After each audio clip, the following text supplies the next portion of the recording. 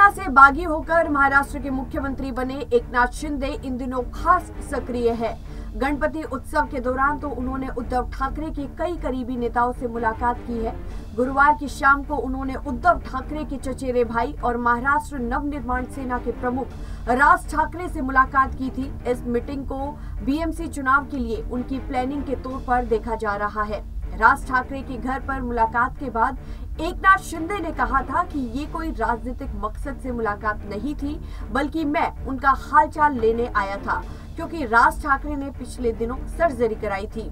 लेकिन ये कहकर उन्होंने कुछ संकेत जरूर दे दिए हैं कि मुलाकात के दौरान पुरानी यादें ताजा हो गई है।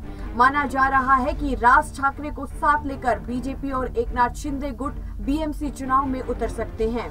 इससे शिवसेना में वोट काटने में मदद मिल सकती है और अंत में तीनों मिलकर बीएमसी की सत्ता पर काबिज हो सकते हैं। गुरुवार को ही एकनाथ शिंदे ने उद्धव ठाकरे के करीबी मिलिंद नार्वेकर से भी मुलाकात की थी। इसके अलावा शिवसेना के दिग्गज नेता रहे मनोहर जोशी से भी उनकी मुलाकात हुई थी। उनकी जोशी नार्वेकर से बीते एक महीने में दूसरी बार मुलाकात हुई है। इससे राजनीतिक हलकों में कयासबाजी तेज हो गई है। पिछले महीने मिलिंद नार्वेकर की मां के निधन के बाद से एकनाथ शिंदे उनके घर पर भी पहुंचे थे और आपको बता दें कि एकनाथ शिंदे ने जब बगावत करके सूरत का रुख किया था तो मिलिंद नार्वेकर ही उद्धव ठाकरे की तरफ से संदेश लेकर मिलने पहुंचे थे। एकनाथ शिंदे ने तब उनसे बात की थी, लेकिन साफ कहा था कि मैं शिवसेना में वापस नहीं जाऊंगा। फिलहाल ये साफ नहीं है कि एकनाथ शिंदे की नार्वेकर और जोशी से मुलाकात का उद्देश्य क्या है, लेकिन इसे उद्धव ठाकरे को संदेश के तौर पर भी देखा जा रहा है।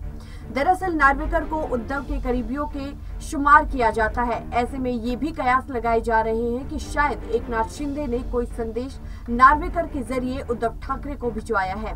इस बीच एकनाथ शिंदे ने शिवसेना पर अपने दावे को मजबूती देने की कोशिश भी तेज कर दी है। उन्होंने शिवसेना नेता को अलग अलग पार्टी में देने शुरू किए हैं। बता दें कि फिलहाल दोनों पक्षों की तरफ से शिवसेना को लेकर दावे किए जा रहे हैं और उस पर विचार भी चल रहा है।